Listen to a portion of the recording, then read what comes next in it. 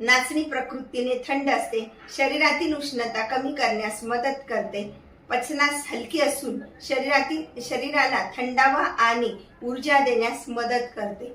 म्हणूनच आज आपण शरीरातील तापमान योग्य ठेवण्यासाठीच नाचणीच्या पिठाचे आंबील बनवणार आहोत। हॅलो हाय, मी कल्पना तिडके। कल्पना तिडके या रेसिपी मध्ये मी आपलं स्वागत करत आहे। आज आपण बनवणार आहोत भरपूर कॅल्शियम व लोह असलेल्या नाचणीच्या पिठाचे आंबील। 4 चमचे नागलीचे पीठ घेतलेले आहे, त्यामध्ये थोडं थोडं पाणी टाकून एकत्र करून घेऊया आणि भिजवून ठेवूया। प्रकारे थोडं थोडं पाणी टाकून भिजवून ठेवायचे। गॅसवर 1.5 ग्लास पाणी तापत ठेवलेलं आहे। नंतर हे जे नागलीचं पीठ आपण भिजवून ठेवलेलं आहे तर ते थोडं थोडं करून असं टाकायचं त्यामध्ये। एकदम नाही टाकायचं, त्यामुळे गाठी होतात।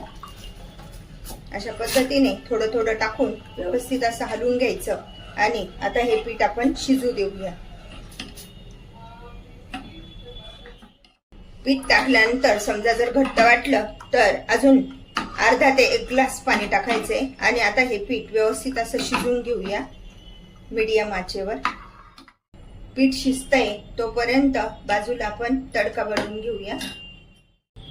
तडका बनवण्यासाठी छोटा 1 चमचा तूप टाकून घेऊया। तूप तापलंय तर त्यामध्ये टाकून घेऊया ठेचून घेतलेला लसूण। लसूण चांगला परतून घ्यायचा व्यवस्थित। लसूण परततोय तर त्यामध्ये टाकून घेऊया कढीपत्ता,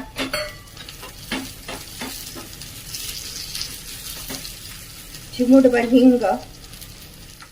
लसूण परतलाय, गॅस बंद करूया आणि हा तडका आपण त्या शिजत ठेवलेल्या पिठामध्ये टाकून घेऊया।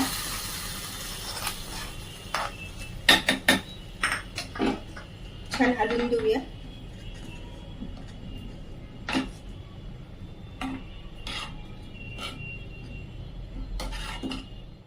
चमचा जिरे पावडर, 1 चमचा मीठ,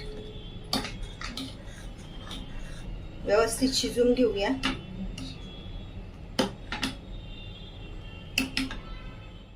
प्रकारे तडका दिल्यानंतर 2 मिनिटं छान असं शिजू द्यायचं आणि आता गॅस बंद करूया, थंड होण्यासाठी ठेवूया।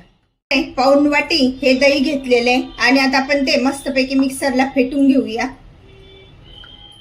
दह्याचं छान असं ताक तयार झालंय तर ते आता आपण थंड झाल्यावर आंबील मध्ये टाकून घेऊया।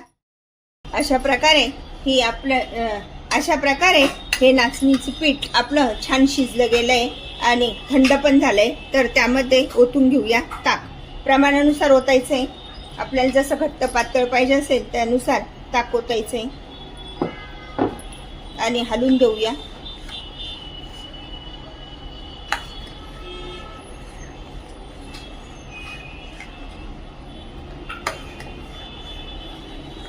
छान असं हलवून द्यायचं, एकत्र करायचं। थोडंसं पाणी टाकून घेऊया। अशा पद्धतीने लागेल तसं त्यामध्ये नंतर पाणी ओतून घ्यायचे घट्ट पातळनुसार। नाचणीचं हे आंबील पिण्यासाठी तयार। घट्ट पातळ बघून त्यामध्ये थोडंसं पाणी टाकायचंय। अशा प्रकारे ही नाचणीची आंबील पिण्यासाठी तयार झाली।